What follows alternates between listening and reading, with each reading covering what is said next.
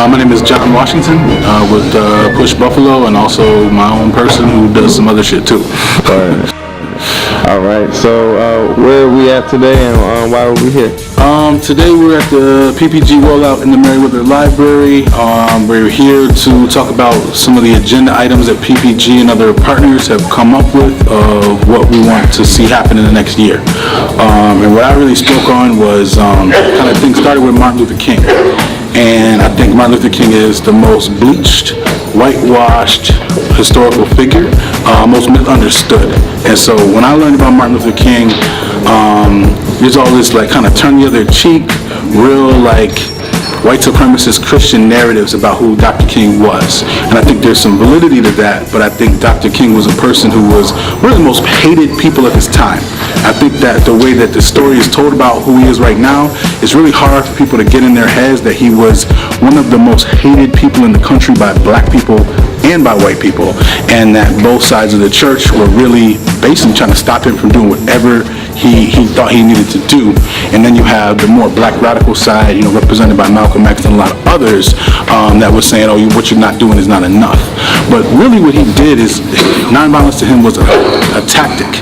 And it was a tactic to show white violence, not necessarily like an ideology that he used everywhere. The dude had guns. The dude was basically under all-time assault by the FBI.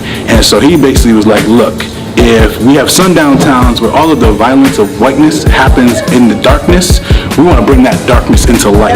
And he was able to beautifully say that in a way that was a little vague to get people, in the spirit of, yeah, we're talking about the light, we're talking about these abstract concepts. But really it was, strategically he put women and children in the face of white violence, and he trained them not to resist it as a way of showing what that actually looked like, because to a lot of the white world that was not seen.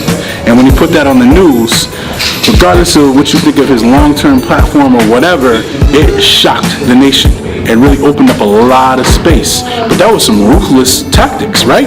Like to go and say, look, we're gonna have a children's march, and we know that Bull Connor is going to break skulls, in Selma have, the Women's Voting League, and to set up these situations where some of our most vulnerable people, but also the people who frankly are going to look more valued, in the eyes of the news.